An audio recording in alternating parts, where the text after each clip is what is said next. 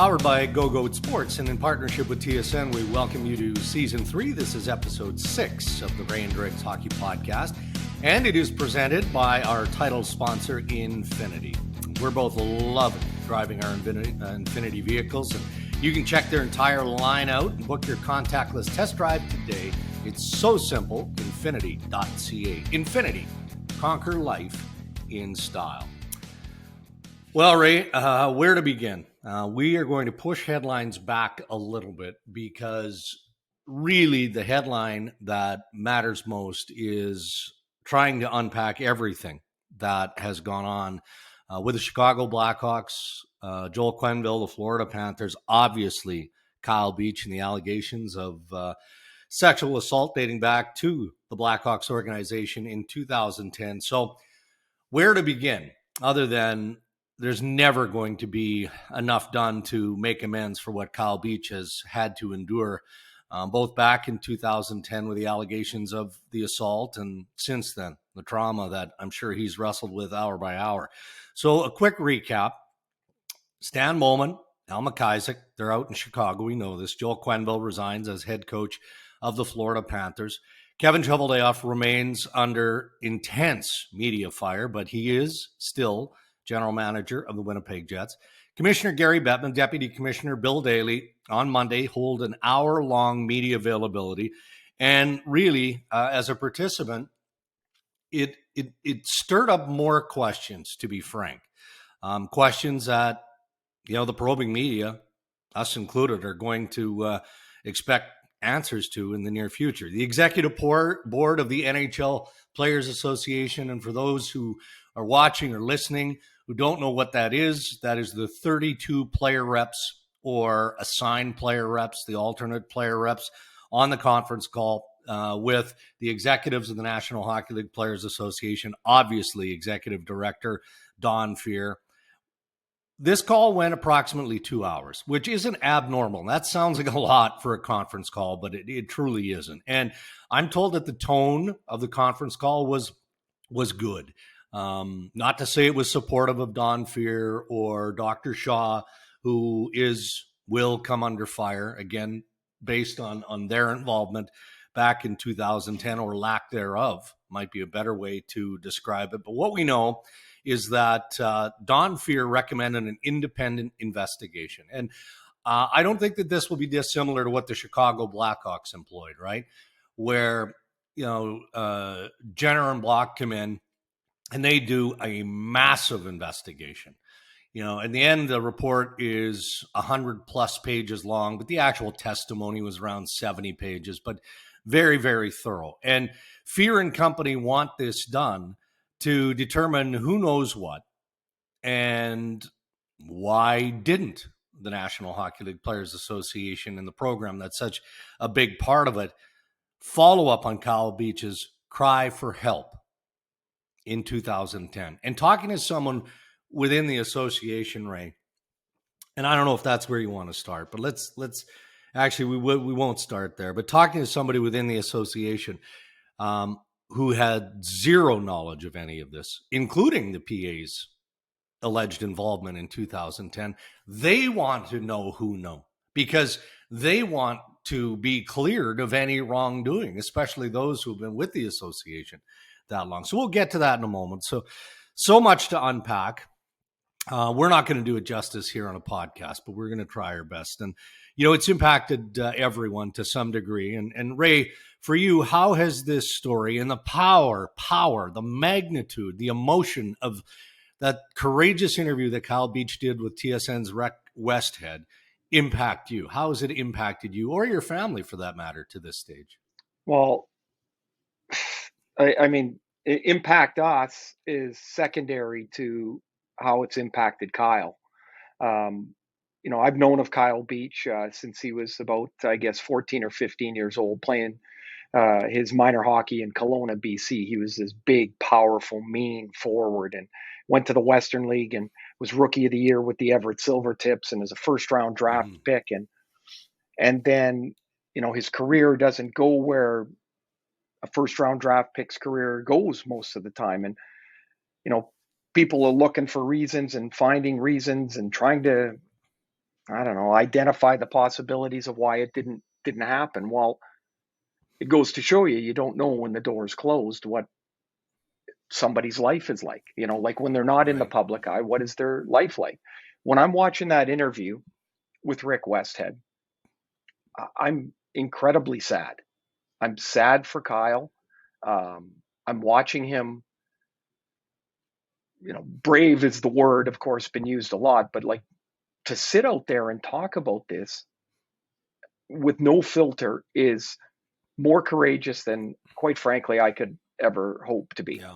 Um, I when he apologized to the young boy in Michigan, I felt myself, like probably many people, start to tear up. Like, man, I hope he knows he's not responsible. I hope the therapy and the help that he's getting is helping him understand the support that he has, that people believe him, that people understand or are trying to understand, is the better way to put it, the way the last decade has gone in his life. Like, that's not his fault. I Mm-hmm. felt terrible, terrible for him. And that gets to Rick Westhead, the other part of the interview. I thought his empathy and care was on display for everybody to see. This just wasn't Agreed. a news story. And so then you get into who knew what and who did this and who didn't do, you know, I mean, it's sad at the lack of response, sad disbelief that Aldrich was allowed to be around the team and celebrated the Stanley Cup. There's no way to defend the Blackhawks management and their inaction um, around this 2010 timeline and the years subsequent. Um, the fine wasn't nearly enough. $2 million, not nearly enough. That fine should have included a punitive penalty and um, of cap space, because the team is still going forward. That should Yeah. have had a larger component to sexual abuse and sexual trauma survivors. There should have been a bigger component to that. I mean, there's so much to this. Look, I've known Joel Quenneville for 40 years. We broke in together in 1985-ish in Hartford. Well, I broke in. He was already in the league. I'm sad Joel didn't report this. I'm sad he didn't do it. And he shouldn't be coaching right now. I'm sad for that. But this all is about what happened to Kyle and what the fallout is. And once you get to the fallout, what is the path forward? How does this, you can say, so it never happens again, but what are the guardrails that the system works under? And if those guardrails are so stringent that this stuff can get pushed to the outside, then those aren't guardrails, they're barriers. Mm-hmm. The league, the teams, the governors, the Players Association all need to come up with a individual road that can be understood publicly, yet if somebody wants to make an allegation, it can be done independently and privately. There is no question in my mind, Dregs, a third party independent group needs to be managing any abuse claims, whether they be abuse or sexual in nature. That needs to be independent. The league's involvement is that they pay a retainer on July 1st of every year, and then that's it. Mm-hmm. Yeah. Now, there's so Well, much to that is say, and I don't even know if yeah. I don't even know if that's. I feel terrible for Kyle. Like Yeah. I feel terrible for Kyle Beach watching this 31-year-old man reliving the past decade and a bit on your television screen. At times defiant and strong, and then other times you could see he was just on a thread. And Yeah. I And look, pray there's better days for him. I hope the road to better days is there for him right now. I hope he sees it. I hope yeah. it can be conveyed to him. So, I'm watching Hockey Night in Canada on Saturday, and Ron McLean has the panel assembled there, and Sheldon Kennedy is among the group. Mm-hmm. and I'm watching Sheldon, and man, he has done such terrific work over the years. You know, talk about intestinal fortitude or strength, because an experience like the one that Kyle Beach has been through, that's got to bring it all back for guys like Sheldon Kennedy, Theron Fleury, go down the list. Every sexual abuse, assault survivor watching, has to. And if you're Sheldon or you're Theo or you're somebody, you're like, how are we still dealing with this in 2021? Well, I think we're dealing with it, Dregs, because it's everywhere. Like we just saw the U.S. gymnastics probe over the last couple of years. Allison Forsyth was on that panel as well. She too, Right. a sexual abuse Katie survivor. Strang, yeah. Katie, the fabulous reporter from The Athletic. But it was in Allison's sport. It's in hockey. It's in gymnastics. It's in society. Penn State is right. Very So close, Right. So I guess, Dregs, like, of the things that came out of the questioning yesterday with the commissioner was, had they talked to Sheldon Kennedy? I'm so sorry. Kennedy, yeah. Sheldon Kennedy. Why not? My goodness, this man has been through this for 20 years. Yeah. His situation didn't happen in the NHL. Yeah, but that's bullshit. I almost hung up. Who cares? I know. Dregs, who cares? It's bullshit. Because his situation happened across the street. His insight is valuable. It's needed. Talk to him. Bring him in. Understand. Yeah. That's when I heard that, I'm like, well, why not? Well, it sounds like we, as a hockey society, in this case, the commissioner's office, isn't ready to listen or learn. Why would there be roadblocks up for anyone who can help in this matter? And good on Pierre LeBrun for bringing that up, by the way. Another thing in that media availability, and we can't dissect all of it. It was an hour long. It was infuriating at times, and not telling enough. But one of the things that was confusing to most of us was the admission that the Chicago Blackhawks at least alerted the NHL head office to the potential threat of the lawsuit back in December. General counsel for the NHL advised it had no merit. Okay, Drake, stop for a second. Yeah. Stop for a second. So did the league's general counsel say there was no merit, or the Blackhawks general counsel say there was no merit? I don't know. I'm confused. Detail. I assume it's the league. Yeah. Okay. Yeah. Okay. So, point being, if legally either the Blackhawks or the league or both were advised there was no merit to the potential of the suit. Well, the suit is filed in May, and I think most of us have a significant problem with the gap in that. I understand the legal maneuvering, right? Mm-hmm. But this isn't a cap circumvention case. This allegations of sexual assault. So there's no human feel to that. And maybe as a lawyer, that's just pushed out of your soul. I don't know. This isn't an indictment on humanity of Bill Daly or Gary Bettman.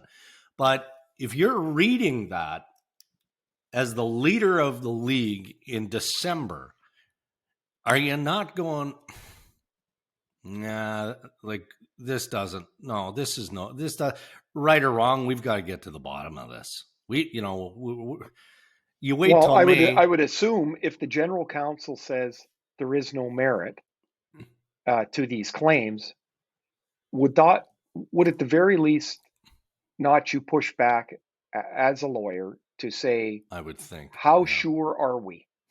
What are we talking about? What exactly are the allegations we're talking about? Yeah, it's tough. That one. Okay, Dregs, there was one more thing that the NHL mentioned is that it's basically a case-by-case basis. that they Right. review. It can't be a case-by-case basis. There has to be an established policy guideline that's posted everywhere, that everybody has to see, that everybody has to be educated with. Look, we we talked about this when the Akeem Aliu allegations first came out against Bill Peters, and one of the things that I had mentioned at that time that we had talked about was that there has to be education every September for the players. And once you get that education, you sign the document that says, yes, I was in this meeting. I see what the guidelines are. I see what the policies are. Here's my name. And you sign it. The same thing should be done with this. Right. Same thing, 100%. A league policy guideline of education, a standard signed off upon by everybody that is affiliated with the National Hockey League. Right. Yeah. Problem is that makes too much sense. We'll learn more. And look, TSN Sports Center So will have sad. it covered. Yeah. We'll get through the availability of Kevin Cheveldayoff and Mark Chipman whenever that happens. But I want to just wrap this saga up, at least for this episode, because we're going to be talking about it more moving forward, as we should. The NHL PA investigation. You paid into the NHL PA for many years. And the details of what Don Fear, Dr. Brian Shaw recall from 2010, Ray, are sketchy at best. And maybe there's some memory bias in this. However, despite not being a full-time NHL player, this was system failure for Kyle Beach. Not to act or circle back to say, okay, we got this call, we got this email. This young player, even though he hasn't played in the NHL, was on an NHL roster as an extra. We got to follow up on this. Fact that didn't happen. If you're a player, were you ever a player rep, by the way? No, I was not. Okay. Now I'll tell you one thing about the player reps back in when I played. Some guys took it really seriously. Some teams did. Other teams were like, "Oh man, somebody got traded. They're our player rep. Who wants to be the player rep? I don't know. Do you want to?" Yeah. I don't think it's that cavalier now, but I don't know. Right. And I think it would be fair to say players pay attention secondarily to the Players Association and what happens. The Players Association's job, its mission statement is one thing: protect the player. They failed. Yeah. They failed. And so for those that aren't quite aware of what a black ace is, which was the designation, if you will, of Kyle Beach. So those are players called up during a playoff run to play if they get through the injuries or they get through their roster and they're injured as they play weeks upon weeks, that they need another player to jump into the lineup. Those players are not around the team. Like at that time, a general guideline would be the players, I'll call them the NHL players, they're around the rink till probably about 12 or 12:30 on either on an off day. The aces come in about 2:00. Like they don't want interaction, mainly because of the sheer volume of people around the rink. Right. And so it's easy to say the Players Association, Kyle wasn't even really a member of the Players Association at that time. He had just been called up from junior. That too is bullshit, because he's in the NHL building. He's there. He's under the auspices of the Chicago Blackhawks. He's there. He needed to be protected. And when he went to the Players Association, he got dust. And that's the only part of this independent investigation on the PA side that I'm interested in, because the rest of it, it's already in the report. Right. Why didn't he get attention? Why didn't he get care? Why wasn't he protected? Yeah. And it really isn't going to matter. If Don Fear leaves the post as executive director, what does it matter? It's not going to matter at this point. I mean, the truth is, he was telling prominent player agents very recently that he's likely going to retire. This is well in advance of what Kyle Beach and the NHL and the Players Association are dealing with. But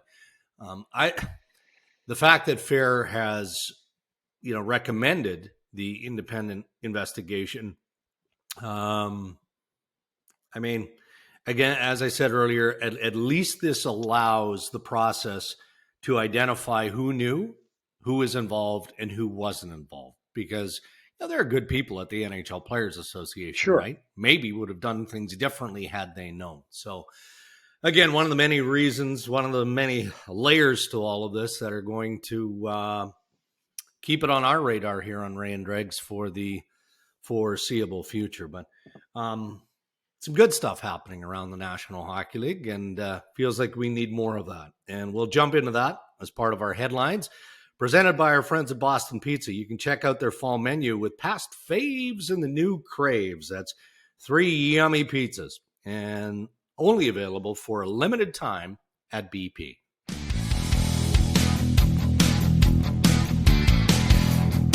Ray, the Battle of Alberta appears to be alive and well. Now, the proof will be in the pudding. We'll see how the season unfolds. But you've got the Oilers and the Flames, as we're recording episode 6, battling for top spot in the Pacific Division. Now, you're a power play guy. You often mention this. Yeah. You and Cammy are watching games. You pay close attention to structure and execution and all of that. So you're detail-driven when it comes to power plays. So explain to all of us how the Oilers' power play is as dominant, if not near automatic, as it is to this point of the regular season.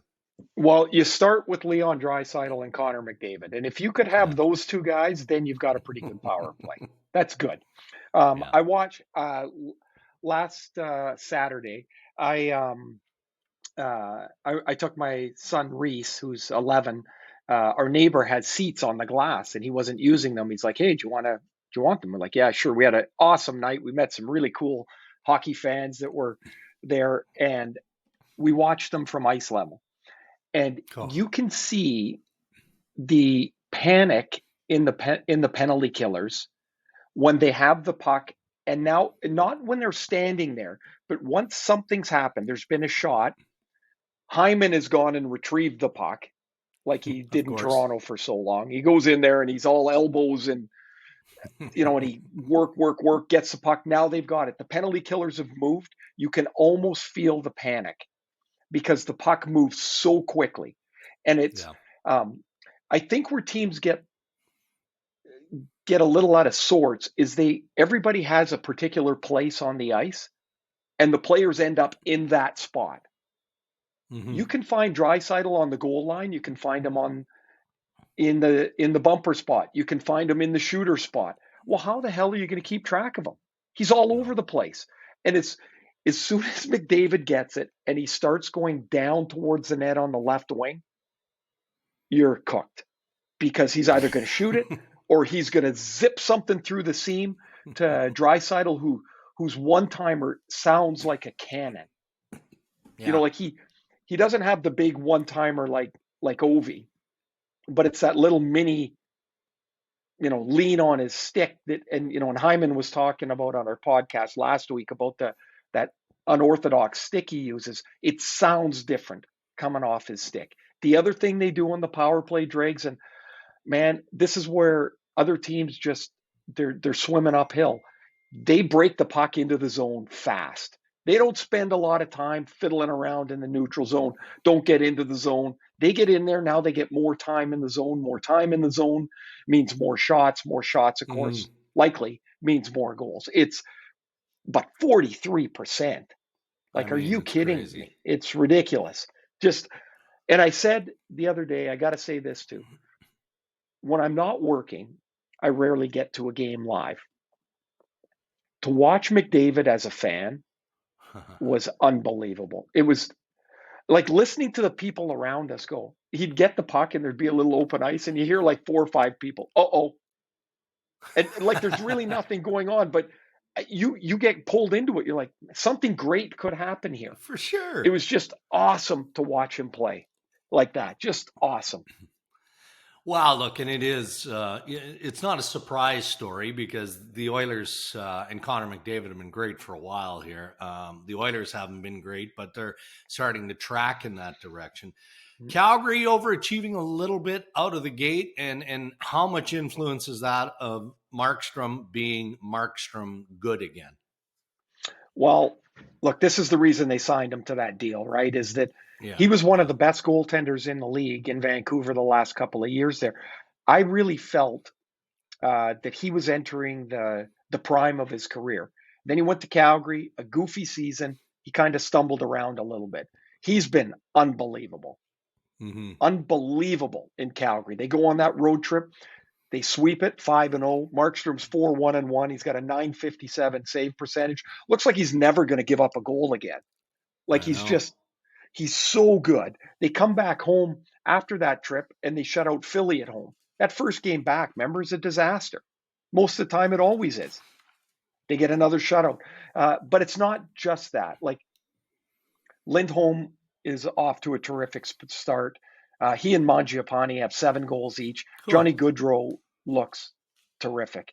He looks engaged. He's playing quickly. One of the things Calgary's done really well, and I guess this is, you got to look at, through camp and Daryl Sutter and their system, is that their defense, even without Giordano, they're now playing the puck much more quickly to the forwards. The forwards are more in sync. They play a tight game. They look fast. I don't know if they're a fast team, but they play fast. Yeah, there's pace there for sure. I've been really impressed watching them. All right, Carolina, speaking of impressive, 8-0, best start in franchise history. They squeak one out over Arizona, and Rod Brindamore after the game says, we're going to have to grind.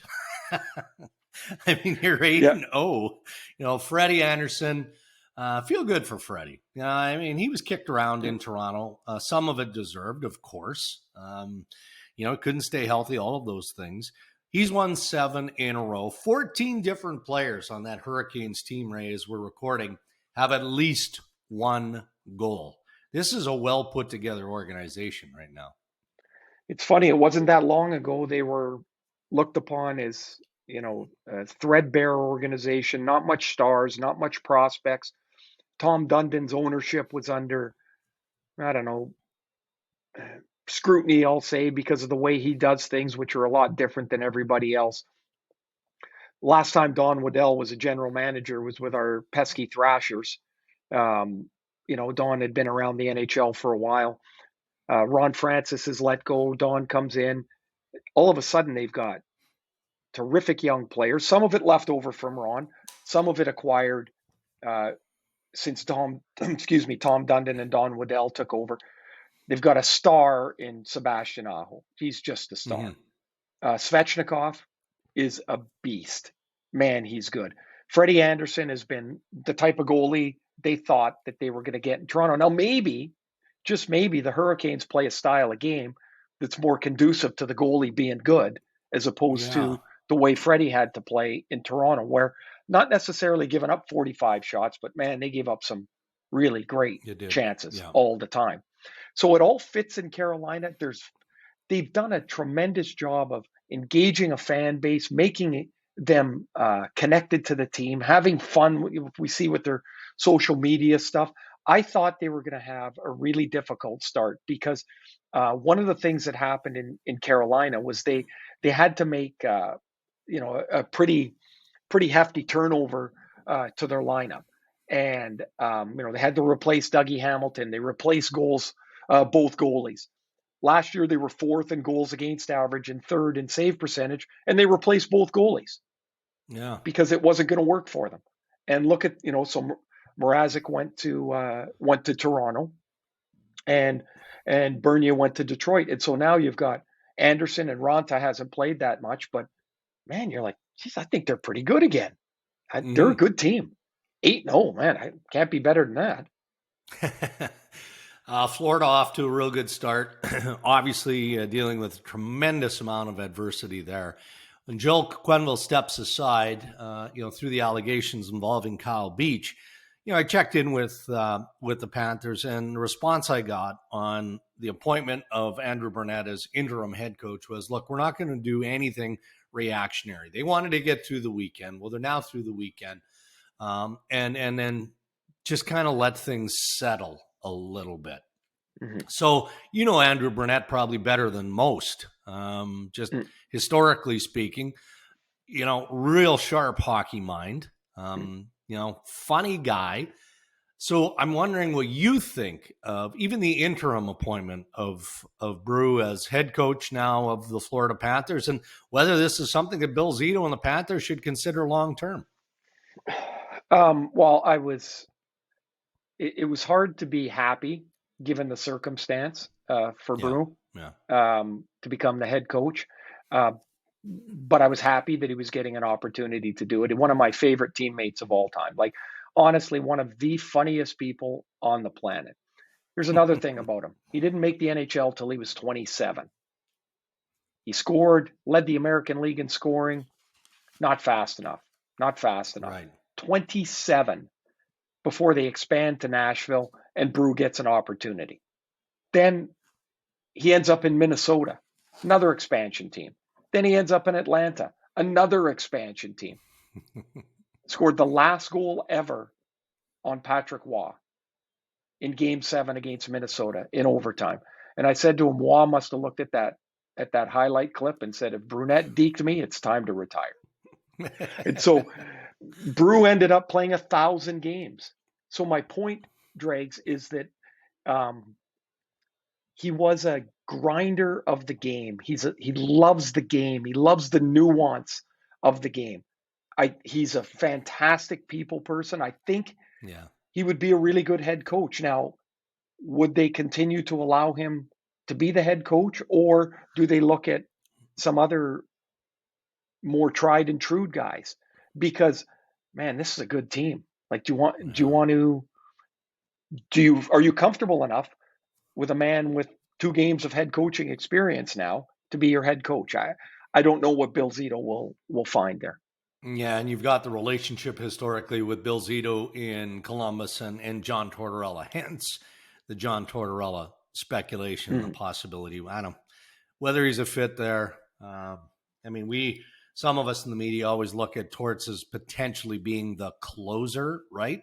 So the opportunity here might be a fit, but to your point, that's up to Bill Zito and ownership of the Florida Panthers. Why don't we wrap up headlines with a 2-for-1 here? And again, we're acknowledging, some of the real positive starts of the clubs around the league, less than 10 games in as we record. St. Louis 6-1. Not saying I didn't see this coming, but I'm surprised how strong they've been. Buffalo 5-2-1 under Donnie Granato. Surprised. Not that Don has had the influence that he's had, but come on. I mean, they're still very much in a transition, if not a rebuild. Lump both those teams in the final piece of headlines here, but I've just about had enough of Jordan Binnington and the antics and the nonsense, right? I mean, there's no disputing he's a hell of a goalie. He's a Stanley Cup champ. Yeah. He deserves the respect. The waving of the stick swing and all of that, at some point, not advocating, at some point, somebody's going to throat punch this guy. Like literally. Well, it's going for the most part, goalies are bulletproof because he can swing his stick, and if Kadri grabs him and punches him, then the entire St. Louis team jumps on top of Kadri. So you're kind of bulletproof. You can do whatever you want. Right? Part of it abuses me, but I'm like, what the hell is he doing? Enough of this nonsense. Part of non-St. Louis fans would like him to be grabbed by the collar, right? Like, because he's, again, it's like he doesn't have to really worry about too much. Right. Because the goalie is golden, always. So he is playing well. The Blues are scoring more than I thought they were going to score, or than I envisioned them scoring. Remember, the only real story out of St. Louis in the offseason was Tarasenko wanted to be traded. Yeah, now he's doing well. doing, off to a good start. Their defense, Falk, Krug, Parayko in particular, are off to terrific starts. Jordan Kyrou is starting to grow into the potential that they saw as a first-round pick. Like, he's a dynamic, dangerous kid. And so, man, they score a lot. As for Buffalo, we should have a quiz, and you got to name 15 players in that organization. You can't do it. I mean, the goaltenders are Craig Anderson and Dustin Tokarski. I'm telling you, and I know I've said this before, I'm biased, heavily biased, but Don Granato is a fantastic hockey coach. Yeah, he is a good person. He has been through incredible hardship in his life. A cancer survivor, had a pneumonia that he was in a induced coma just over a year ago. Man, he connects to people. He's a thinker. People want to play for him. They want to be around him. And I think there's evidence of that. Now, if they can ever get the Eichel deal done, I mean, like Uncle on this, then they're going to end up being a better team because they don't have Eichel and they're going to get something. Like whatever the bounty becomes, right? That makes them better because it's something they don't have. All right, those are your headlines presented by our good friends at Boston Pizza. No interview this week, just a lot going on Rain Dregs Hockey Podcast in episode 6. We'll resume with that normal routine in episode 7. And as you know, our interview is normally brought to you by Canadian Club Whiskey, who are asking, are you over beer? Why not try refreshing CC ginger ale with lime next time you're having a drink, or maybe you're just hanging out and watching the game?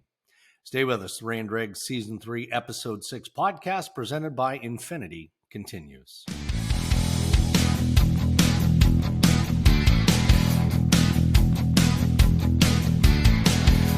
Oh, look who's joining us here again on the Rain Dregs shocker podcast. Wow, used to be a weekly occurrence, and now the world traveler is back. So Chris Abbott from Coolbet.co is back with us. And did you hitchhike home, or how did you get back? Because October, from a sportsbook perspective, wasn't very good. Is it true that sportsbooks were actually on the cusp of losing money? How does that happen? Yeah, I mean, not in danger of going out of business by any stretch. Of course but yeah, I mean, the house always wins, but sometimes it's an eventual win. October was bad for the sports books, not just ours, but plenty around the world. Basically, it was just all these things coming together. Like every Champions League favorite won, so everyone, on a Champions League match day, everybody parlays the favorites. They all win. The book takes it on the chin. A lot of public teams are winning in the NFL. A lot of public teams are winning in the NHL, and it just kind of snowballed, and even the MLB playoffs to a lesser extent. But it was very player friendly for the month of October. We'll say that for sure. Now you're over. Just to finish that thought, the book does always win. So the past weekend when the NFL went haywire, that was weekend. Good for business. Yeah. Nice. Now you were over in Europe, and what were the odds that you were going to make it back as more than a skeleton? From it's amazing. Yeah, well, Ray. Listen, you travel just as much as I do now. You're all over North America for sure. But yeah, you mix Europe into the map. And I did the math, I think from just before Labor Day, so call it September 1st until last weekend, I was in my own place for like 7 days. So the last leg was 10 days, 11 days in Estonia, which is where what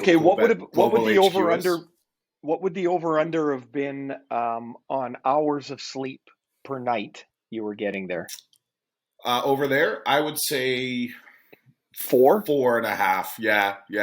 And see, that there's was with the a couple half. Sorry, Chris. Yeah. There's the half again. The hook gets everybody all the time.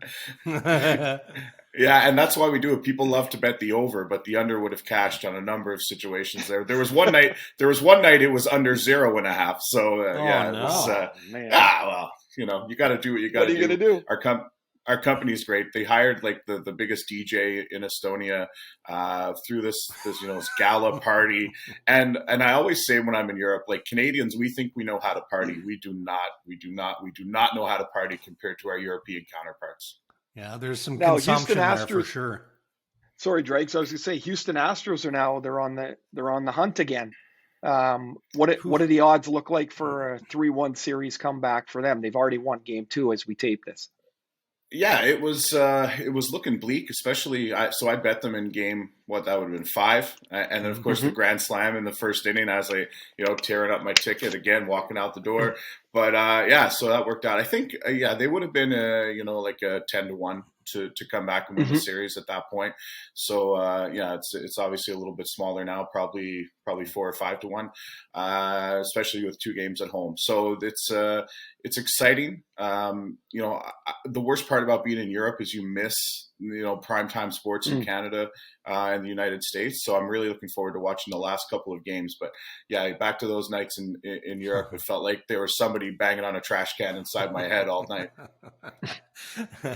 Now you're on many platforms, and you cover the National Football League, better than most, I would say. So we don't need to do that here. Why don't we talk about some of the more obscure, the bizarre, the out there sort of betting we should be doing or might consider from an NHL standpoint? Yeah, I mean, of course, once I get onto a trend, I generally tend to kill it. I am the cooler. I am William H. Macy from anyone who's seen that movie. So something that was really good is Chicago Blackhawks games over 1.5 goals in the first period. And this has been a trend that's been going on for 3 or 4 years.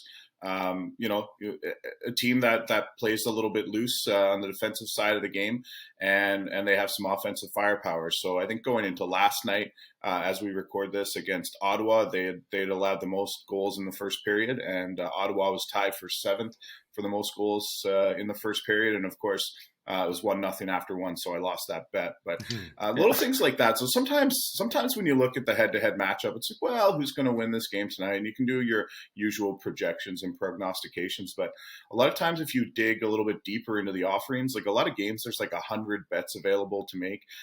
So I like breaking it down by period. I like breaking down goal scorers. I think every night you have to bet Connor McDavid and Leon Draisaitl to score and to have over 1.5 points. Like I think those are smart ways to bet on the NHL rather than just, because as you guys know, any game can go any way. But when you break it down into smaller facets of the game that are a little more easy to control, then, or more likely, then it's a little bit better value sometimes. Yeah, especially when Edmonton's on the power play. Kris, thanks for doing this, buddy. We'll check in with you in episode 7. My pleasure, guys. Talk to you next week.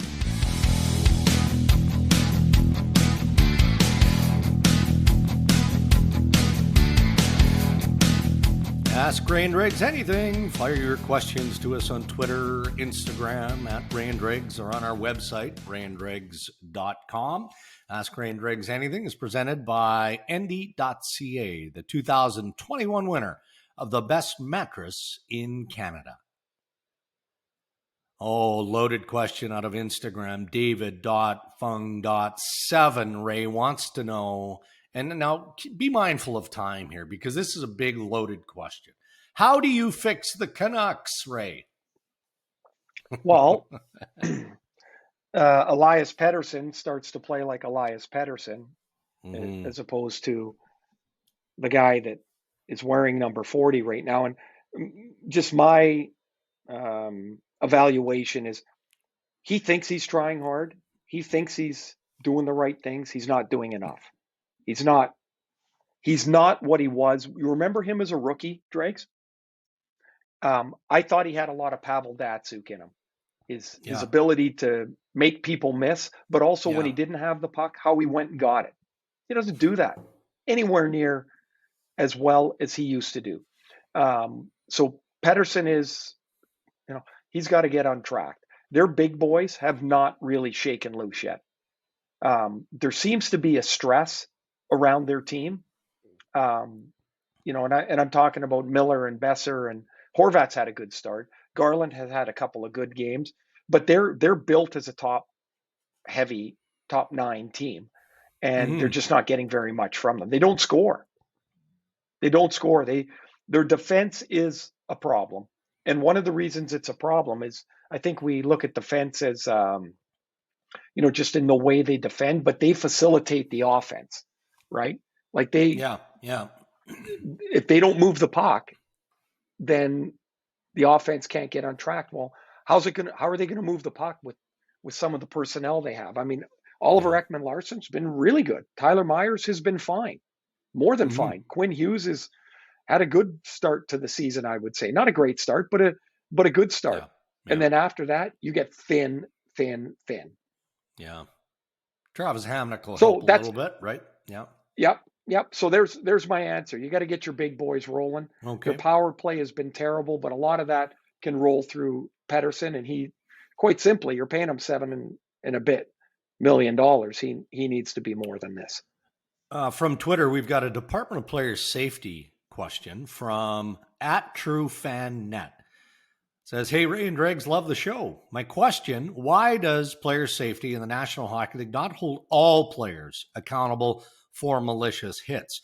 Case in point, Paquette gets the hearing for his hit on Zegras, 2-game suspension, as we know. What about the Ovechkin hit on Nick Paul of the Ottawa Senators last week? I didn't like that hit either. That one, it was dangerous. I didn't like it either. Sure. Well, I thought it was every bit as bad as the Paquette hit. Yeah. So the answer is, I know they look at every hit. I know they do, but I don't have the answer. I thought there should have been some discipline for Ovi on that hit.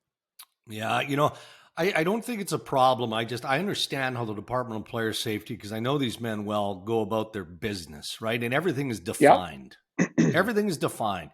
But maybe that's ultimately where then George Parros decides whether a hearing is required or isn't required. Sometimes you see a hit like Ovi on Paul, and maybe the criteria, the parameters don't quite fit, but in your gut, you just know it's not right. It's wrong. It's ugly. There's a good point. That's a good point, because there's many times something happens and you don't even know what it is yet, but it just looks wrong. That one looked wrong. I agree. All right. Instagram story. I always get these things wrong. @A_lad_insane22XX. How do you ever remember that account? Anyway. I think you just file it once and that's it. Well, and I always want to look, if you're good enough to send a question and you make the Ray and Dregs Ask Ray and Dregs Anything segment, then I'm going to throw out your account handle. So I think you did well with it, Dregs. I think you did well, man. Percent chance the Toronto Maple Leafs make the playoffs? 89.5 to 93.2. I think they make the playoffs. I do too. Yeah, they're too good a team. They're too talented. People still want to question goaltending. Healthy Mrazek helps. Well, it does, but I mean, like, you can, if you're looking at, making the playoffs or not making them. I mean, in their division, do you think they're better than Buffalo? I do. Do you think they're better than Detroit? I do. Both of those teams are ahead of Toronto right now. I mean, Boston will be a playoff team. And so, I think they'll be one of 3 to 4 teams that I think 4 teams will make it from this group. 89. I mean, the crossovers start getting, get a little tight, but I think I think they'll make it. Ray Ferraro is saying that there is a 10.5% chance the Maple Leafs don't make the playoffs. There's always a chance, Dregs. Yeah. Yep, there's always All right, a chance. one more quick one from Instagram, bud. @Gavin Malink. Do you think anyone will ever pass Teemu Selanne's 72 goals in his rookie season? It was 76, but no. Yeah. No. No chance. I remember I was in Winnipeg when he scored that. And, the celebration was always tremendous, right? You'd get probably vilified for doing it now, where the glove's in the air and you're shooting at it with your hockey stick and all that. But it's everything that Teemu did and does. I just enjoy. He's just a good human being. Yeah, it was big. Like Teemo's personality is big. It's just right. Like, and so beat that record, guest. Man. We haven't had Teemo on the podcast yet. We need to get him. He leads a busy retirement life between golf and his cars and whatever else he's got going. He's got restaurants and. I assume when you play that much golf as an athlete, he's a good golfer. I mean, he's got to be single digit. I think he's good. Yeah. Yeah. All right. Well, we'll add him to the list. But the answer is no. List. No chance. No one will. No. Okay. All right. 76 goals. I know. Check out Ray and Dregs social channels for Rapid Fire, presented by netcoins.ca. Crypto made easy. Last week, we had Zach Hyman taking on Rapid Fire. Did a great job, by the way. So we have more Rapid Fires coming soon. I always end the podcast by wondering what your week is about. But, I know what your week is about because you're spending a lot of it working with me. We've got the Leafs game tonight, Tuesday, as we record the podcast. We're going to hang out with our friends from Canadian Club Whiskey on Wednesday. That's part of it. And Thursday, we've got another Leafs game. So you're enjoying some time here in Toronto, Ontario. Yeah, and then Friday morning I get up and fly to LA for the Devils and Kings for ESPN. And then back home? So that's Friday night. Then back home Saturday. I will get home in time for Reese's soccer game, which is nice, which is very important. Oh, it's the best stuff. I love watching the boys do their thing. I just love it. Do you ever sit on the sidelines? And I know you do, but because of how much you travel, like when my daughter played soccer and certainly didn't play to anywhere near what Riley and Reese have played to and continue to play, we just have the lawn chair on the sideline, maybe a Horton's coffee, or if you were bold enough, a cooler, that kind of stuff. I liked the game, but I couldn't stay focused. I couldn't pay attention. Like I'd zone in when the ball was headed in the offensive direction and then kind of zone out with it. But now we're talking house league soccer. So cut me a little bit slack. No, Cammie and I are, we stay by ourselves. I mean, we're near the other parents, but we play the game, the two of us, like we know what's going on. We don't know anything that's going on. So we think we do, which is probably quite humorous if somebody that actually knows soccer is listening. But no, we're kind of locked in, I would say. Good for you. Well, I'm glad you're going to get home for that. So busy week ahead, Ray. Thanks for doing this. Not an easy podcast, but an important message and analysis of a real tough situation that hopefully is going to change the NHL, right? Yeah, I want to end just with my last thought is, Kyle Beach, I hope you're okay. I hope you're doing better, and I hope the road for you is good. Exactly. Well, what a brave man. Huge shout out to all of our partners, Ray, who make the podcast possible. Our title sponsor, Infinity. Thank you. And visit infinity.ca. You can book your contactless test drive today. Do that. Coolbet.co, the free-to-play sports and casino games website. By Canadian Club Whiskey, who ask, are you over beer? By Andy.ca, hey, remember, use code Ray, it used to be Ray75. Now it's code RD75, and you're going to save $75 on a mattress. By Boston Pizza, their fall menu is here for a limited time, and it features past faves, new craves. We're talking pickle pizza, folks. Who doesn't want to try that? Special thanks to all of you for listening, for rating, for sharing, and for following the podcast wherever you get your podcasts, and for continuing to join us on our YouTube channel as well. All right, that's been episode 5, episode 6, loaded and ready, and we're gearing up for another week. Thanks for joining us, everybody. Stay safe.